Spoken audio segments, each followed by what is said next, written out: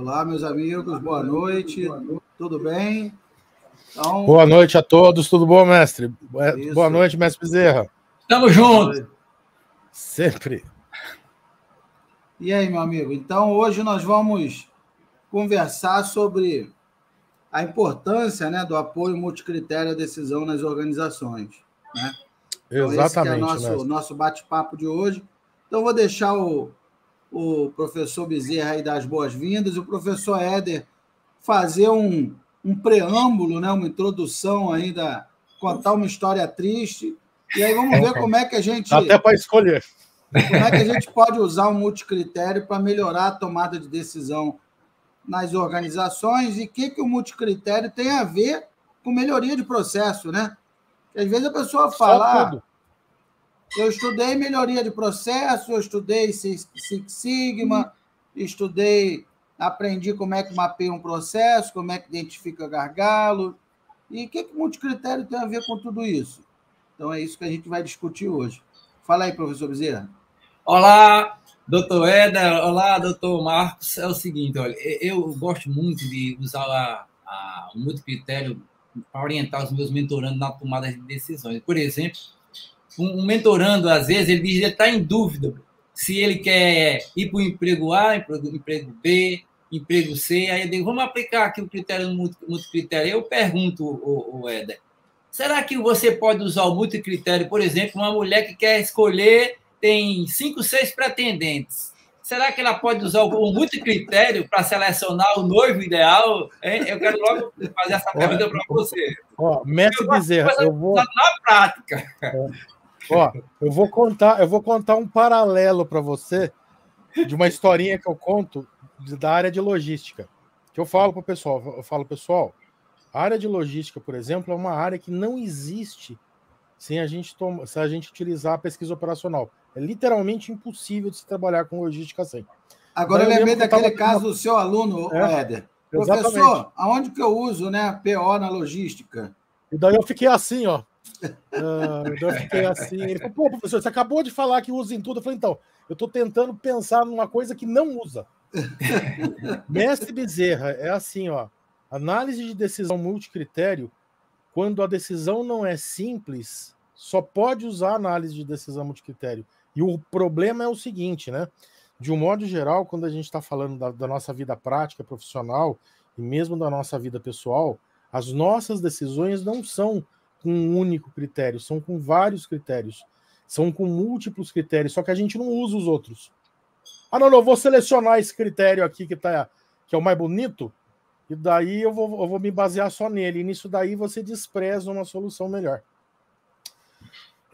Pessoal, só para vocês, para entender um pouquinho, né, para contextualizar um pouquinho para vocês, eu vou contar uma historinha triste hoje do meu período que eu era engenheiro de simulação e gerente de projeto. Então, o que acontece? Então, quando a gente está fazendo o desenvolvimento de um projeto, e o pessoal entenda que seja ele projeto novo, seja ele uma melhoria de processo, seja ele um retrabalho que você vai fazer, seja um aumento de capacidade, qualquer coisa aplica tudo que a gente usa no MBA de otimização e melhoria de processo, em especial a pesquisa operacional.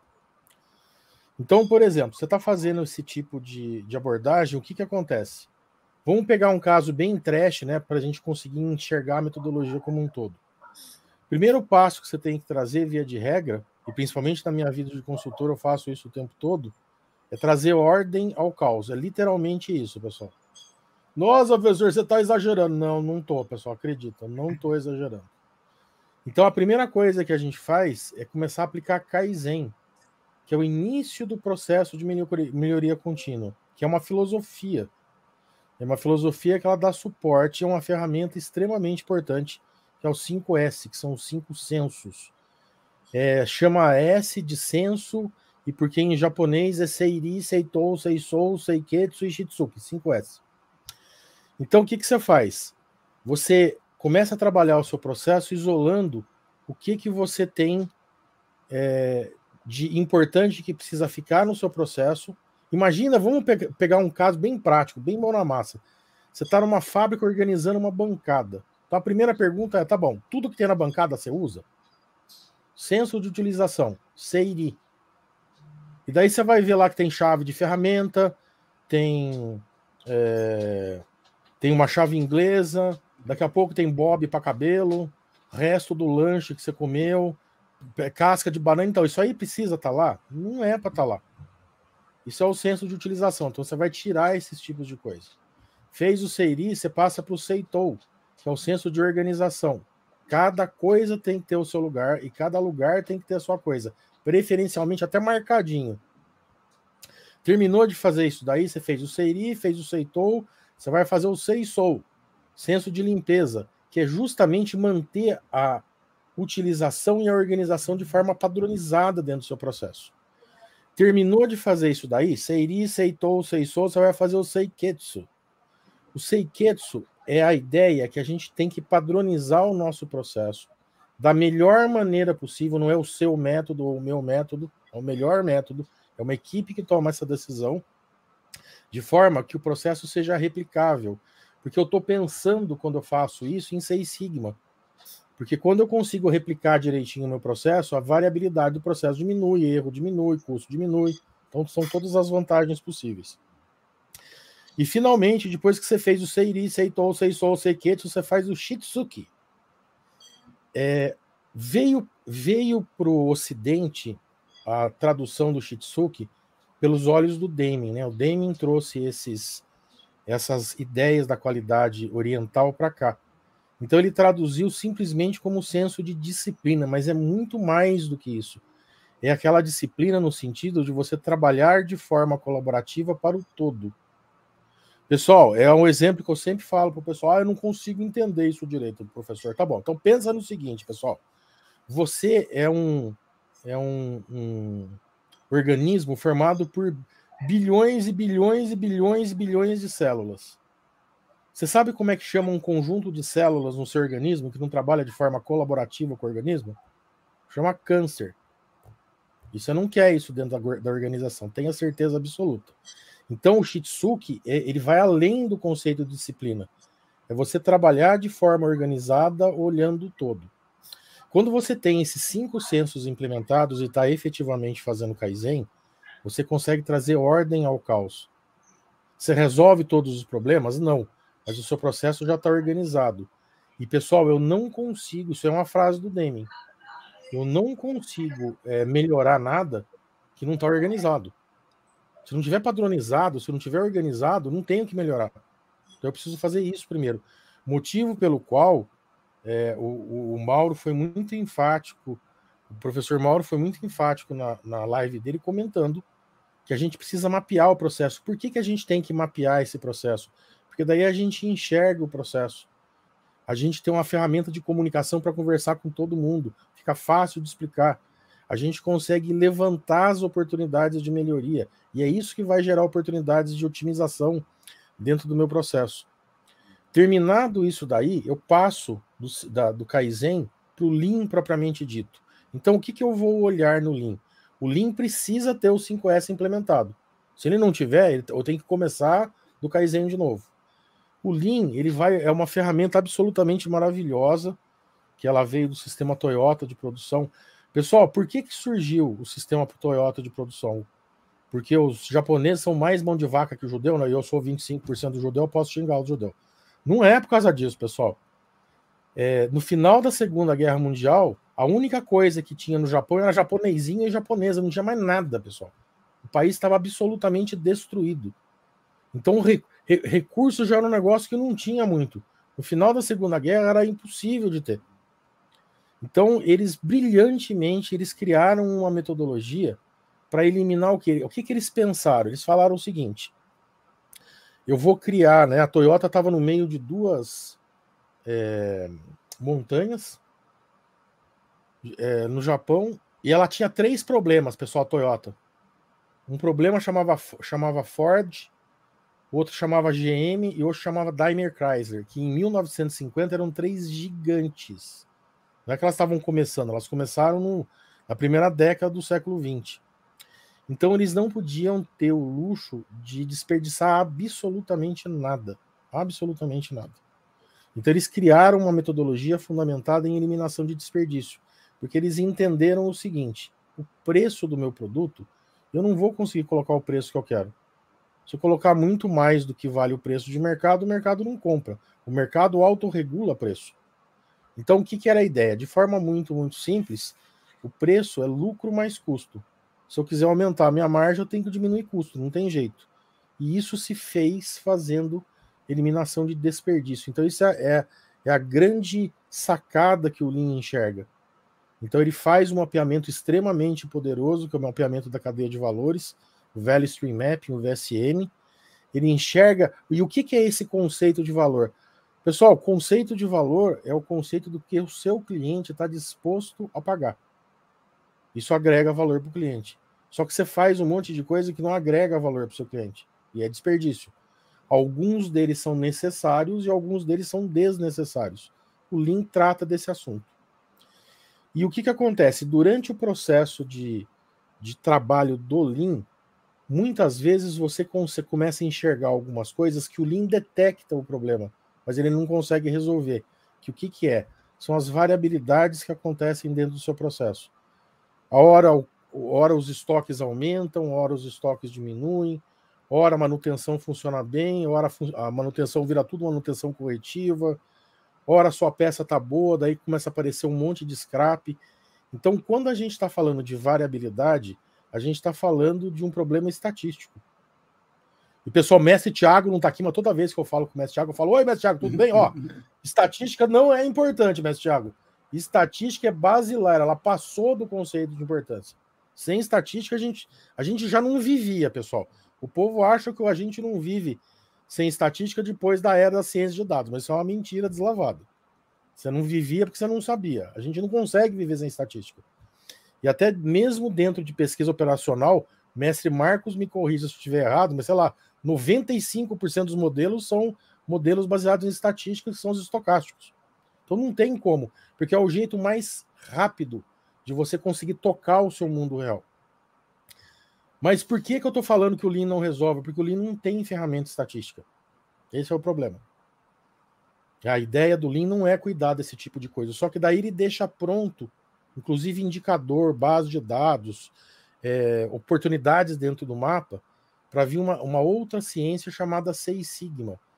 Seis Sigma tem por objetivo reduzir variabilidade. E, pessoal, tanto o Lean quanto o Seis Sigma pode ser substituído por Show Me the Money. É mostrar o que você está perdendo de dinheiro. E às vezes a gente fala assim, não, é o que você está perdendo de dinheiro em cima da mesa? Não, pessoal. Acredite. Tem um monte de organização que joga dinheiro com a pá no fogo. Não é só em cima da mesa. Se tiver só em cima da mesa e você não está usando, tá bom ainda. O problema é muito grave. E, pessoal, e dependendo do tamanho dessa organização, os problemas são milionários, que é o que o povo não enxerga. Bom, daí o que acontece? Esse tipo de problema, eu consigo, como é uma solução, é um problema estatístico, eu tenho que dar uma solução estatística para ele. Né? E falando um pouquinho mais do Seis Sigma, e ainda via de regra, você pode ter dois tipos de variabilidade quando você faz essa análise. Você pode ter uma variabilidade que seja oriunda do seu processo, que daí você vai usar a metodologia clássica, que é a metodologia DMAIC, que é o Define, Measure, Analyze, Improve e Control.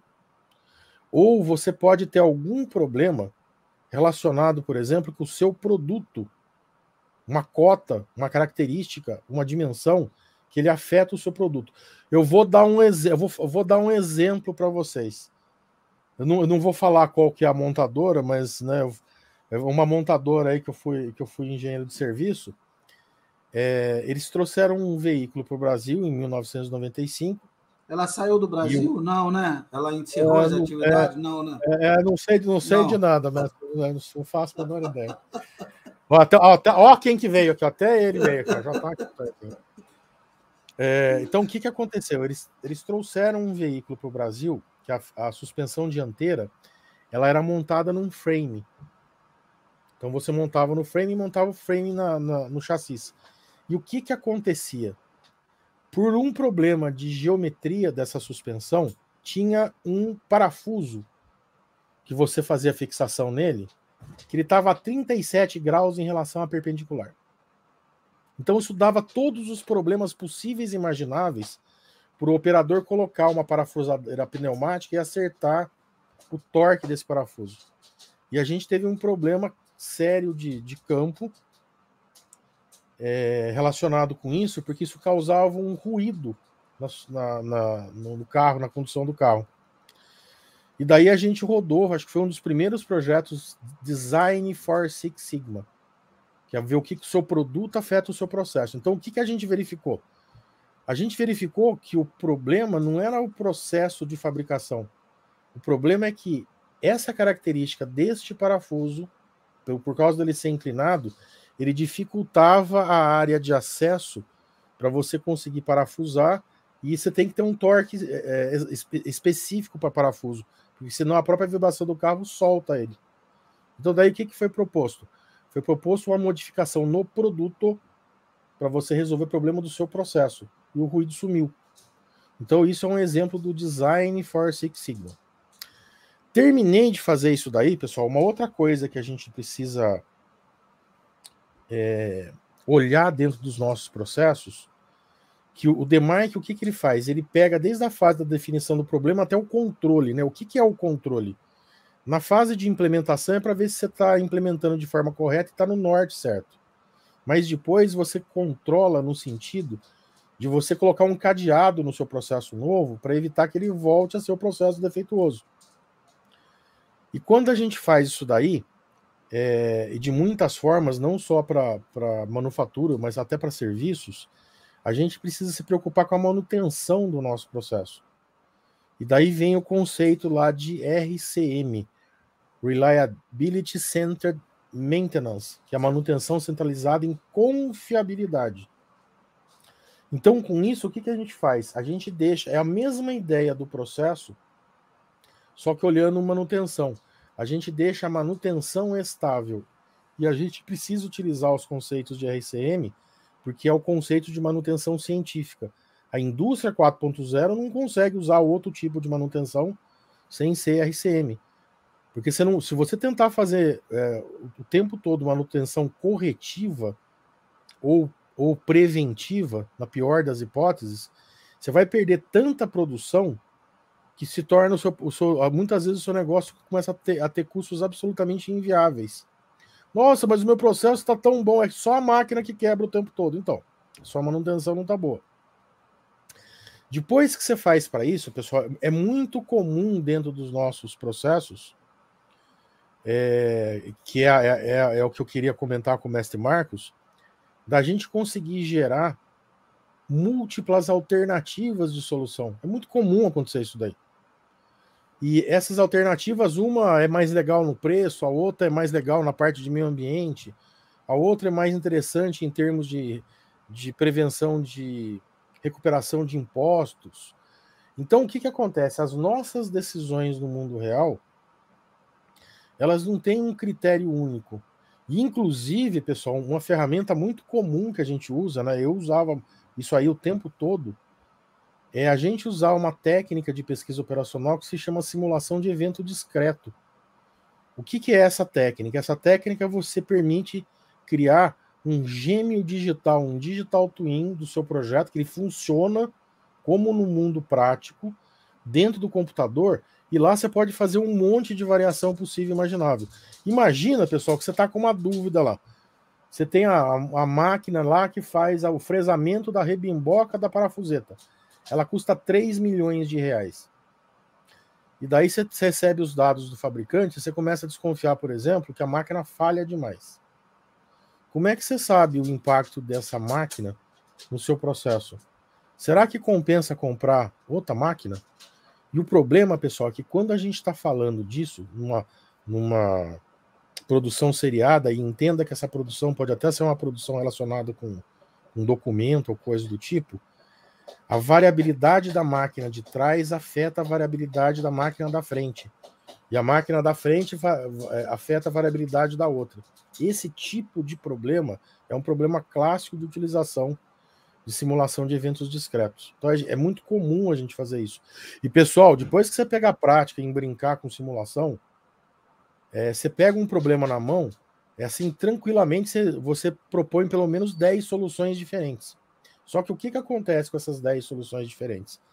Elas não são soluções de mesma natureza, porque uma você foca em investimento, outra você foca em tempo de instalação, outra você foca, sei lá, em aumentar a manutenção, a automação, outro você foca em aumentar a mão de obra, outra você foca, por exemplo, em ter máquinas de forma a ser mais flexíveis possíveis, outra você pode focar em redução de pagamento de imposto, outra você pode optar em fazer recuperação de imposto baseado em algum incentivo governamental. Você pode ter coisas relacionadas, por exemplo, com impacto em meio ambiente. E daí o que acontece? E é isso que o pessoal precisa entender. No mundo real, pessoal, você não tem, quando você está tomando essas decisões, um único critério de decisão. Não é que você vai pegar os 50 critérios que você tem. E, pessoal, eu estou falando, né, na minha vida profissional, acho que eu nunca consegui fazer um projeto com menos de 10 critérios de decisão. E eu cheguei a fazer projetos com mais de 40 critérios de decisão. Então não é um único. E você não vai lá e opta por um. Você tem que analisar. O seu problema não é a decisão, é o conjunto de variáveis de decisão. E, via de regra, o povo não sabe nem que existe uma ciência que ajuda a dar suporte à tomada de decisão. Eles sabem até que... Eu já escutei gente falar que sabe que existe simulação, mas não existe PO. Mas são uns negócios assim malucos. Não deixa pra lá. Mas, enfim. E daí o que acontece? Daí, nesse caso, e Messi Bezerra também, que não me deixa mentir, que coordena o MBA de gestão de projeto. Pessoal, eu não sei como vocês fazem gestão de projeto sem análise de decisão multicritério, tá? Porque não dá para fazer, sinto muito. Tem alguma coisa de errado. O Messi Bezerra, então, respondendo a sua pergunta, dá para selecionar até os 10 candidatos, namorado, marido, ó, não tem problema, só que precisa saber os critérios direitinho.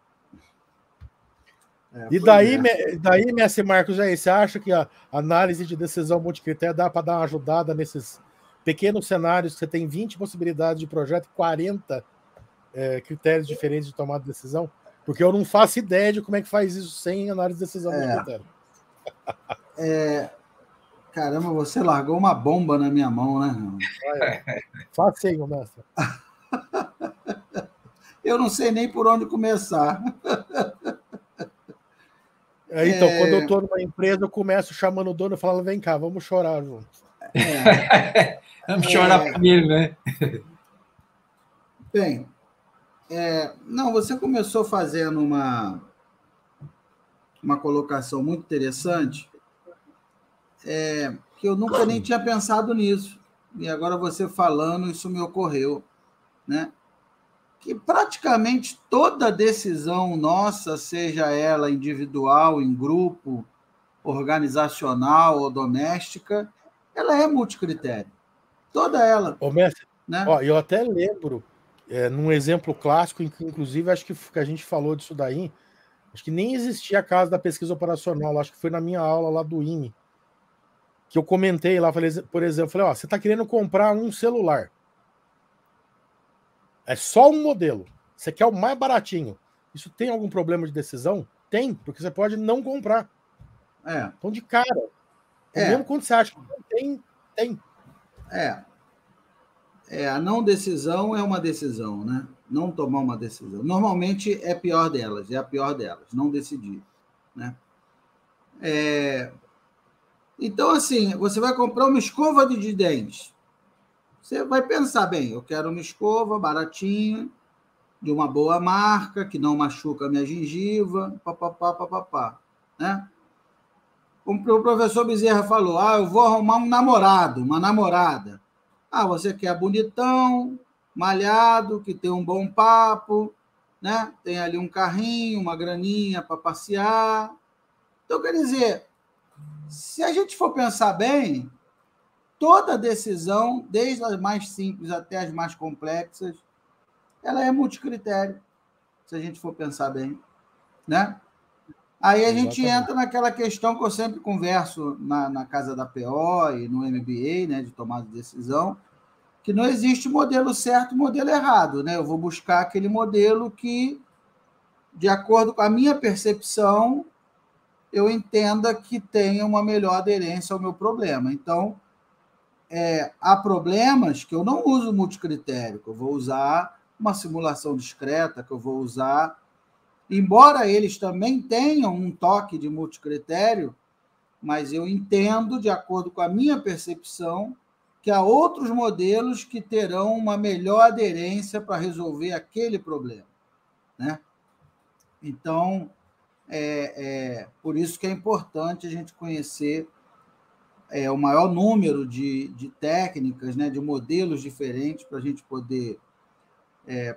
poder tomar decisão. E a grande dificuldade dos problemas, né?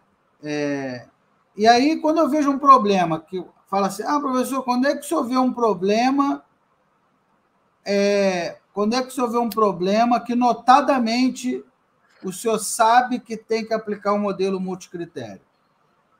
Bem, isso é uma dica importante, né? Porque a pessoa não sabe se vai usar programação linear, se vai usar grafos, se vai usar...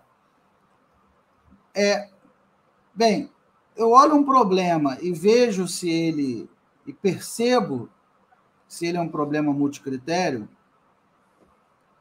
quando eu tenho assim, 2 ou mais critérios que são muito importantes para a tomada de decisão, né?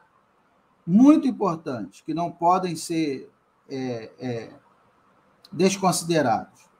Então, vamos supor, eu tenho que decidir com relação a uma instalação numa usina nuclear, né?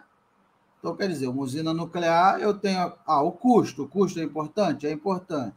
A segurança é importante? É importantíssimo, senão você causa um desastre, né? Certamente. Então, quer dizer, eu arrisco dizer que a segurança é até mais importante que o custo, no caso de uma usina nuclear, né?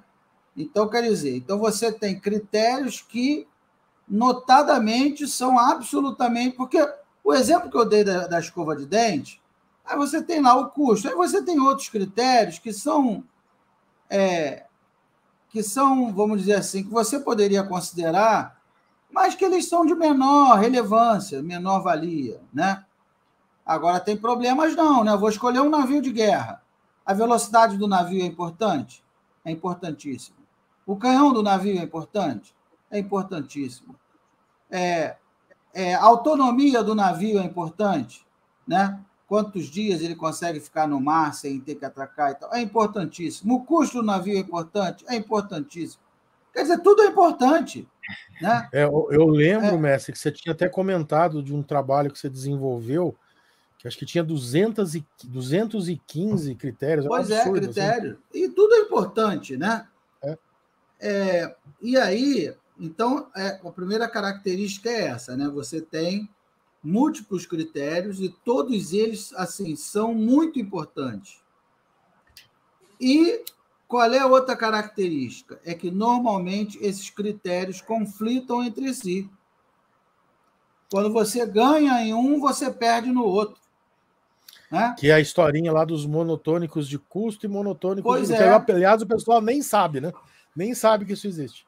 Pois é. Então, se você pensa numa usina nuclear, né? Se eu quero uma usina super, mega, blaster, segura, eu vou ter que gastar muito dinheiro para isso, né?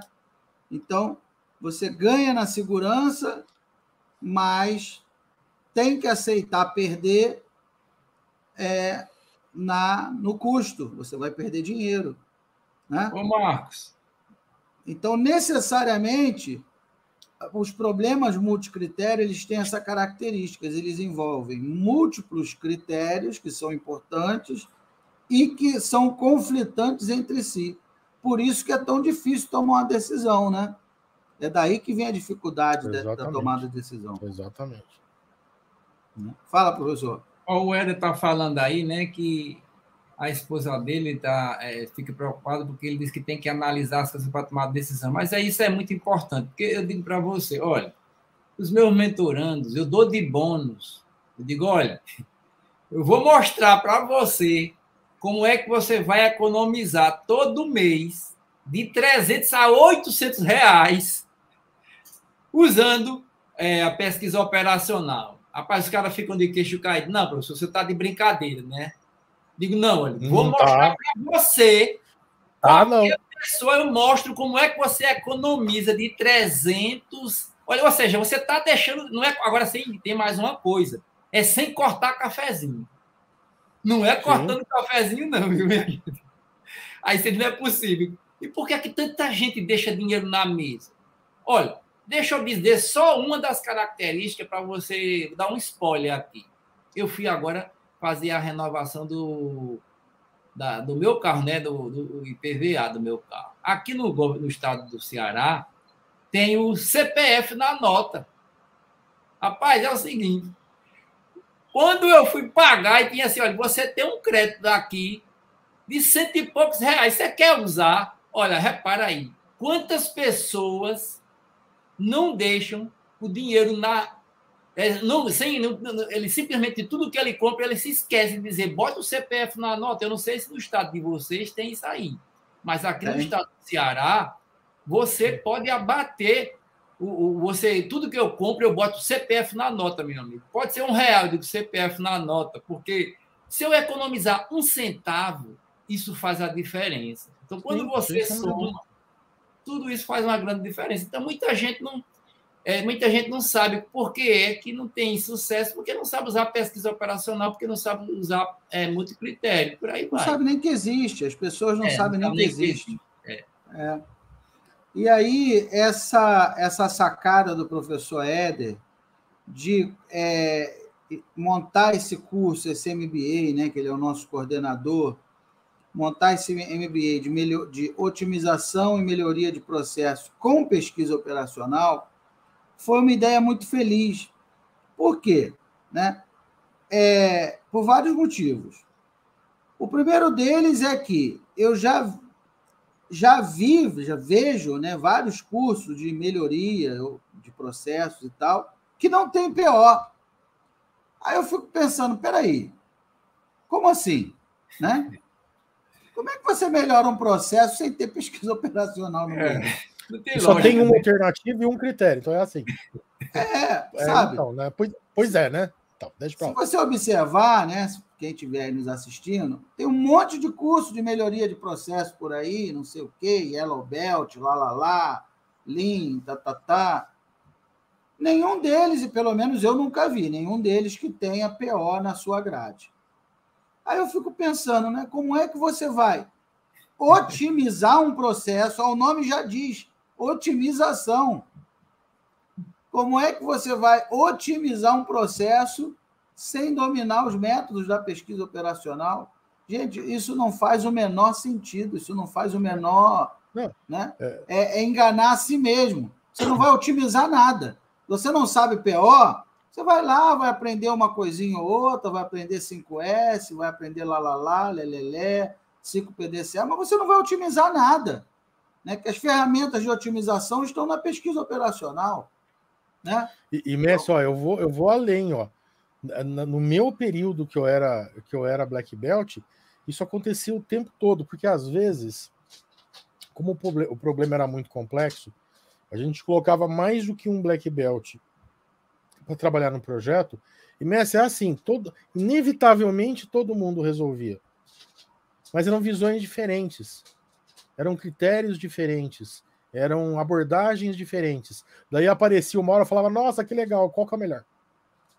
Cada um tinha uma percepção da situação problemática. E aí? Qual é a percepção verdadeira, se é que ela existe? E daí vinha aquela história. Daí vinha aquela história do gerente de valor, que era o papel que o Mauro fazia.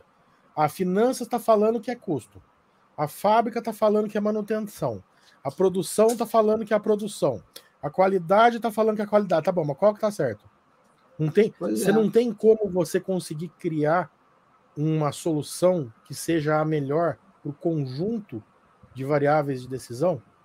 Que era a pergunta de sempre. Então, assim, eu não sei como é que faz otimização sem PO, mas, sinceramente, para mim é ficar discutindo sexo de anjo. Se não olha aqui, o Rodrigo Alisson acabou de mandar um WhatsApp para mim aqui, disse, professor Bezerra, Olha, eu conheço o Marcos, professor Marcos, eu quero entrar no MBA. Olha aí, tá vendo aí? Vem para cá. Rodrigo Alisson, viu? Ele Como é mandou que é, aqui, Rodrigo? Não, olha, só hoje eu recebi mais de 12 mensagens no LinkedIn perguntando sobre o curso. Aí eu falei, ó, vai lá e fala com o professor Bezerra que está cuidando das inscrições, né? Vou até colocar o telefone aqui do professor Bezerra de novo, ó. Peraí. Quem quiser entrar em contato, falar diretamente comigo aqui, porque... Aqui, ó. Tá aí o telefone do professor Bezerra, ó. Só hoje eu respondi 12 mensagens. Não, ó, fala lá com o professor Bezerra que ele vai te explicar quanto é que é o curso, o período, a faculdade, vai te explicar todos os detalhes do curso.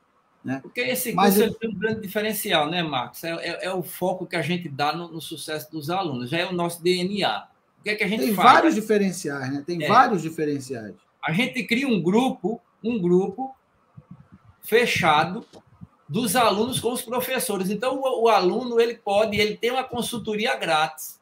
Ele pode tirar a qualquer momento qualquer dúvida. E também ele ainda ganha de bônus uma mentoria coletiva minha de carreira, né, de orientação de carreira, grátis, que eu virei mentor por acidente, porque eu ajudava tantos os meus alunos que meu filho falando, papai, você é mentor. Então, eu virei mentor por acidente. E hoje eu sou mentor profissional que ajudo os nossos alunos dando uma mentoria coletiva, no sentido de ajudar, orientar como é que você deve fazer, como é que você se preocupar com o seu LinkedIn, como é que você deve preocupar com a sua carreira profissional e por aí vai. Então, se eu fosse cobrar essa mentoria individual, seria R$5.000. Então, esse aí é bônus. Então, outras coisas, você tem aí os melhores professores do Brasil, começando aí, professor Éder, professor Marcos, professor Tiago, ou seja, você é produto do meio, você tem que estar num ambiente. Olha, o meu filho, ele é engenheiro de computação e ele paga, só para entrar num grupo de network,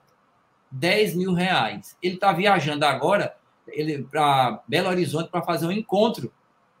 Ou seja, a cada 3 meses, eles têm que viajar para se encontrarem só para trocar ideias, networking. Então, imagine quanto é que não vale. Nesse MBA, qual é o grande nosso propósito? É querer que você encontre uma pequena solução para ajudar um pequeno problema. Essa é a solução. Você vai otimizar, pode ser na sua casa, pode ser na empresa que você trabalha, ou você pode ser um consultor. Você pode chegar na porta das empresas e dizer, olha, deixa eu ver aqui o que é que eu posso melhorar para você. E, por incrível que pareça, o Brasil é um país das oportunidades. Agora, você tem que ter iniciativa. Olha, eu sempre gosto de falar isso. Um jovem, rapaz, formado em administração, ele chega no Rio de Janeiro, ele vai nas portas lá das favelas e diz, deixa eu entrar aqui, ver o que é que eu posso fazer aqui para você. Olha, que tal a gente fazer uma pia nova aqui? Que tal eu fazer um banheiro para você? Que tal eu fazer o seu quarto? Que tal eu fazer a sua cozinha? E ele entra com tudo. Ele entrega pronto. A pessoa só faz espetar no cartão de crédito, porque às vezes o empresário, a pessoa, tem um problema, tem uma dor, mas ela acha que ela nem sabe que existe uma solução para aquela dor, para aquele problema. Então, a gente quer a criação de startups nesse grupo, nesse MBA, a gente quer instigar a criação de startups e criar também a filosofia do consultor, pegar a expertise. Olha, o Éder é um super mega consultor. Ô Éder, quantas consultorias você já fez aí na sua vida? Dê um exemplo aí. E os resultados? Mestre Bezerra, se eu começar a pensar desde projeto Black Belt até as consultorias, certamente mais de 500, algo em torno de 20 anos fazendo isso daí. Ou seja, tem bastante historinha para contar. A maioria já ajudou muita gente, né? Quantos milhões o país não ganhou? Isso aí contribuiu para o crescimento do país, crescimento do PIB. É isso que a gente precisa. O Brasil tem uma grande vantagem. Está tudo por ser feito. E quem é que tem que fazer? Somos nós. Nós é que temos que chegar e fazer. Não vamos esperar. Essa é a melhor época. Não foi ontem, nem é amanhã, é hoje. O que a gente pode fazer hoje? Então, cada dia de manhã, quando eu me acordo, a primeira coisa que eu faço, eu leio a Bíblia. Em seguida, eu começo a pegar um lápis de papel e digo, o que é que eu posso fazer hoje? Qual é a única coisa que, se eu fizer hoje, eu ganhei o dia? Ou seja, isso já é começar, você já começa o dia otimizando. Qual é o problema das pessoas? Que você não tem... Você não é assim, nosso cérebro ele é programado para não ter foco. Se você não colocar no papel, o Éder sabe disso, o Éder é um estudioso, e o Marcos, dos viés cognitivos. Se você não colocar no papel, fica muito difícil, porque o nosso cérebro é preparado para não ter foco. Então, a primeira coisa que você tem que colocar, não, Éder?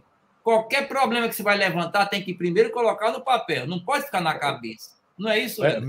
Messi Bezerra, qualquer problema tem que ter 5S com mapeamento, senão, senão você está esquecendo de alguma coisa. Você está fazendo uma abordagem muito simples. 5S. Isso é a virada de jogo. Isso a gente quer entrar nesse jogo aí para ajudar as pessoas a virar o jogo. Vamos virar a chave. Olha, eu consegui, sem brincadeira, um mentorando meu. Ele, na mesma empresa, e em 6 meses, ele teve um aumento. Ele ganhava R$4.000, passou a ganhar R$12.000 na mesma empresa. Eu digo, olha, primeira coisa, você tem que mostrar resultados. Veja lá o que é que você pode fazer para melhorar. Trabalhe na empresa como a empresa fosse sua. A gente montou uma estratégia e ele de R$4.000 saiu para R$12.000 na mesma empresa. Tudo isso é o quê? É pesquisa operacional, é você usar 6 Sigma, é você usar multicritério, é você procurar otimizar, é que você começa a otimizar dentro da sua casa. Você tem que fazer a seguinte pergunta, junto com sua esposa. O que é que a gente pode fazer para economizar 1 centavo? Olha, eu sempre faço essa pergunta. O que é a soma de R$1 milhão? É a soma de centavos com mais centavos, mais centavos, mais centavos. Chega a R$1 milhão.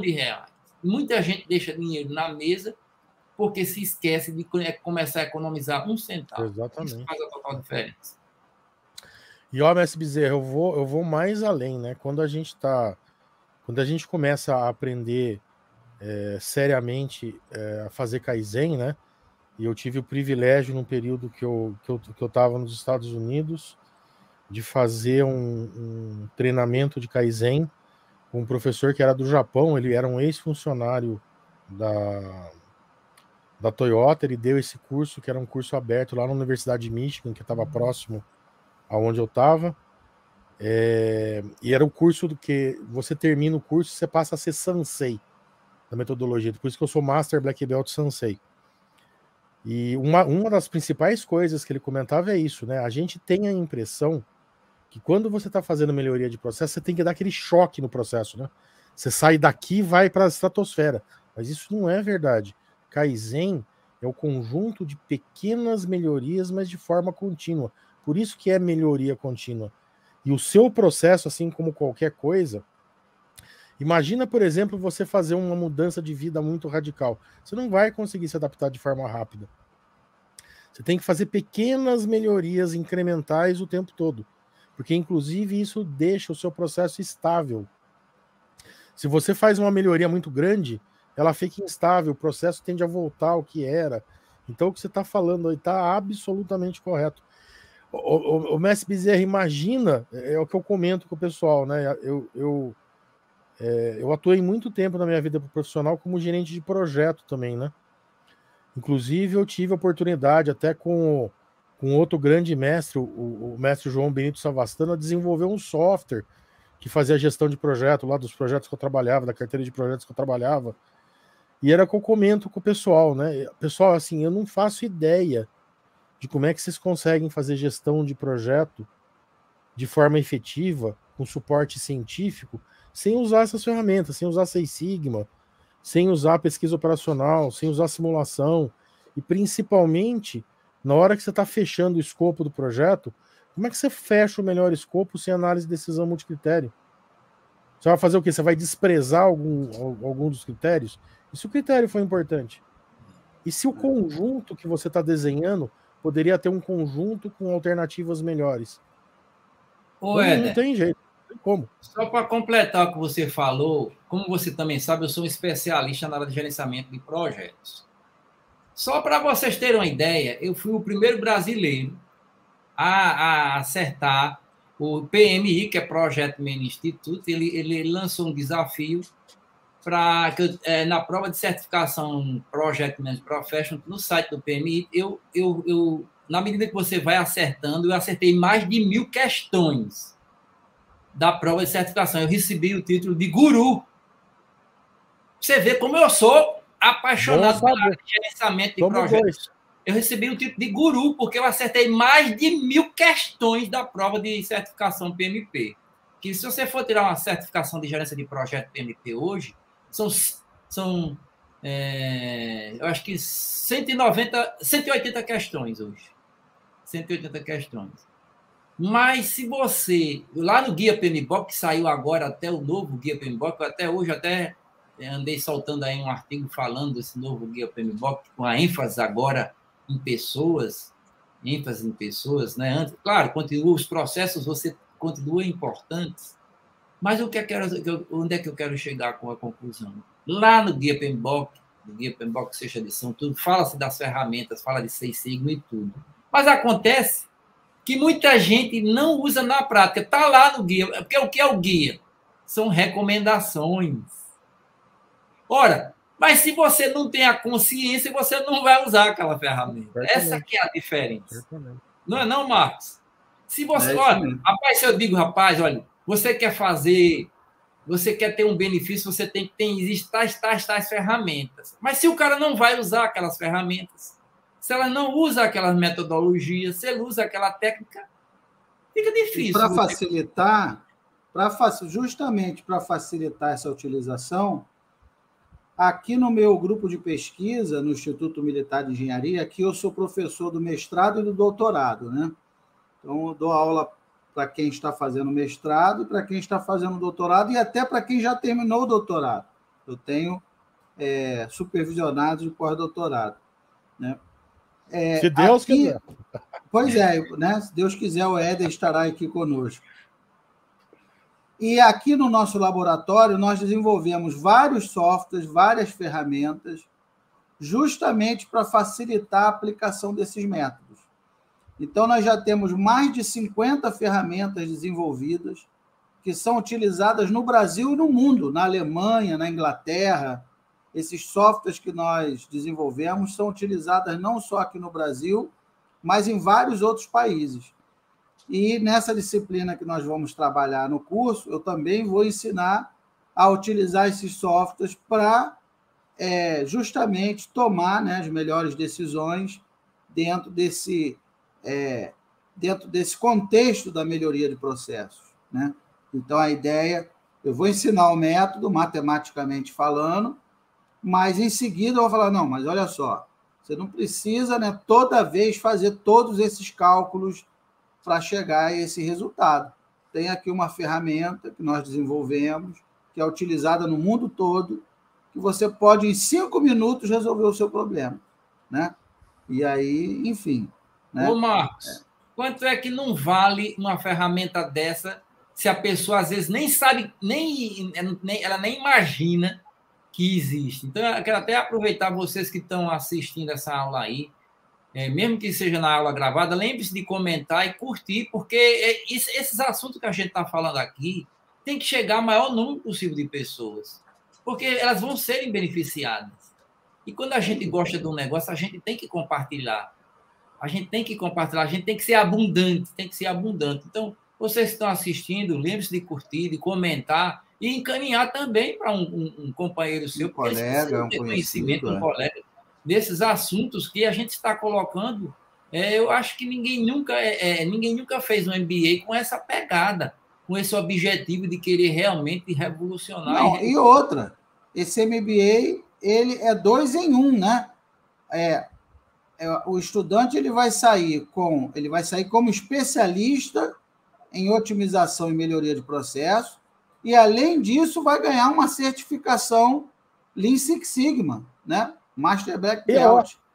Pois é, ainda vai sair com uma certificação de Lean Six Sigma, que eu Nunca vi isso em lugar nenhum do Brasil. Ô, Eda, ele terminando lá, o que é que ele tem que fazer a mais para receber essa certificação? Nada. Não, Messi, que é assim, o que acontece? A gente vai ter que criar um TCC no final do projeto, que é um artigo que vai ser publicado, e a parte de certificação da parte Black Belt é fazer o projeto. Então, na verdade, se você fizer o projeto, escrever o artigo do projeto, tá tudo dentro. As disciplinas as disciplinas, os módulos da grade já contemplam a certificação Lean Six Sigma. O aluno não vai ter que fazer nada a mais, né? Ele vai fazer os módulos do MBA e no final ele vai ganhar 2 diplomas, um do MBA da universidade e outro da empresa do professor Éder. Ele está certificado com Lean Six Sigma Black Belt, né? Olha aí, veja aí. Veja aí o que só um curso hoje, Lean Six Sigma Black Belt, é 2, 3 mil reais. Viu, Marcos e Éder? Veja aí o que foi que o Wagner Carvalho falou. Realmente, os MBAs da BSBR são os melhores da América Latina. Minha opinião. Não tem, por isso que nós estamos aqui. Wagner Carvalho. Porque a gente faz diferente, né, não é não, Marcos? A gente procura fazer diferente. O Marcos é coordenador do MBA em pesquisa operacional e o Éder agora vai ser coordenador do MBA em otimização. Rapaz, vai ser uma revolução, vai ser uma revolução. E o que a gente quer é ajudar o país, a procurar otimizar os processos e ajudar as pessoas também, né? Primeiro, se você não se ajuda, você primeiro tem que se ajudar primeiro, até porque sempre diz, né, num avião, olha, em caso de despressurização, primeiro bota a máscara em você. Porque se você não colocar a máscara primeiro em você, como é que você vai querer ajudar os outros? Então, primeiro você tem que se ajudar, você tem que entender, compreender, assimilar e começar a usar na prática essa sabedoria, e a partir daí você vai levar para as empresas e para as organizações. Não é isso, Ed? É isso aí, Mestre Bezerra. Em resumo, nós vamos pôr fogo no parquinho. Fogo no parquinho. Meus amigos. Então, é isso. Já estamos chegando aí a 1 hora de live. Quando o papo é bom, passa super rápido, né? Parece que a gente começou há 5 minutos, mas já estamos chegando aí a 1 hora de encontro, de bate-papo, né? Então, a ideia é essa. A ideia, como o professor Bezerra falou, a ideia é ajudar as pessoas, ajudar as organizações, ajudar o Brasil, né, a melhorar os seus processos. Essa é a nossa missão.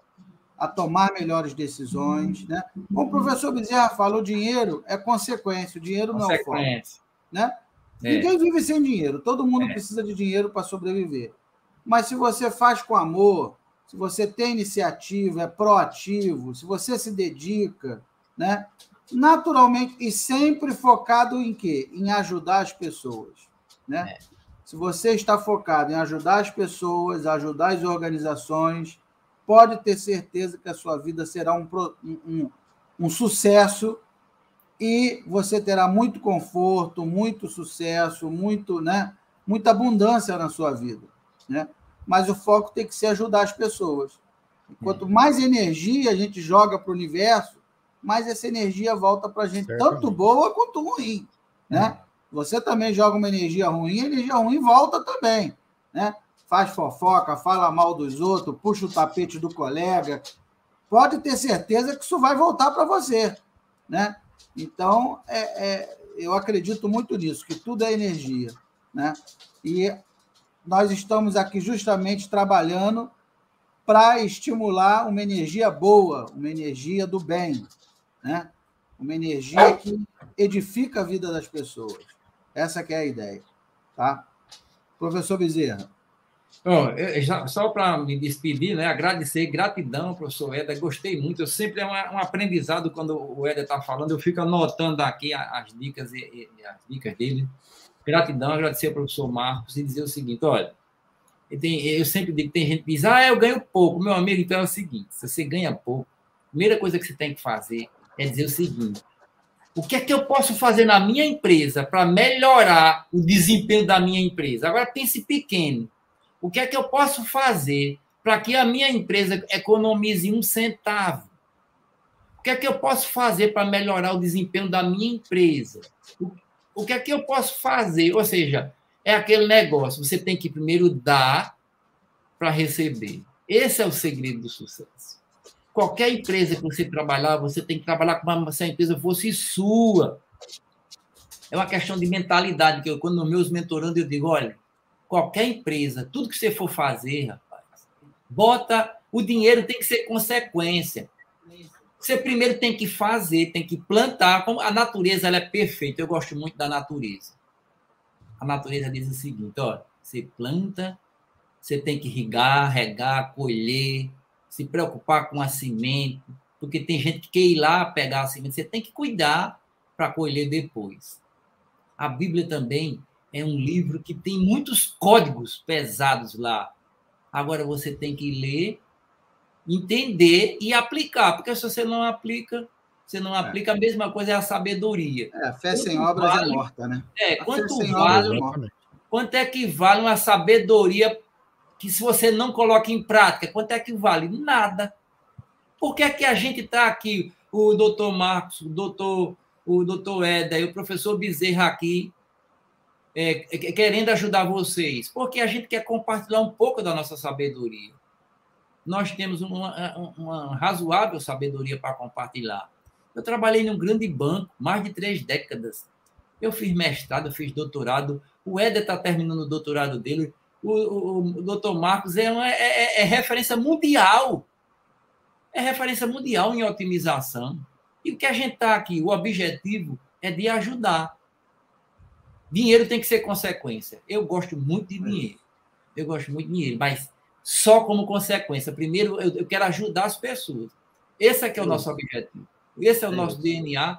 Por isso que a gente viu o Wagner falar, porque ele já é nosso aluno, ele sabe que a gente foca no sucesso do aluno. É isso. Qualquer empresa, qualquer organização que você não botar como foco o sucesso do seu cliente, você não vai progredir. Uma empresa aqui que tinha curso de pós-graduação, e depois de 10 anos ela fechou. Por quê?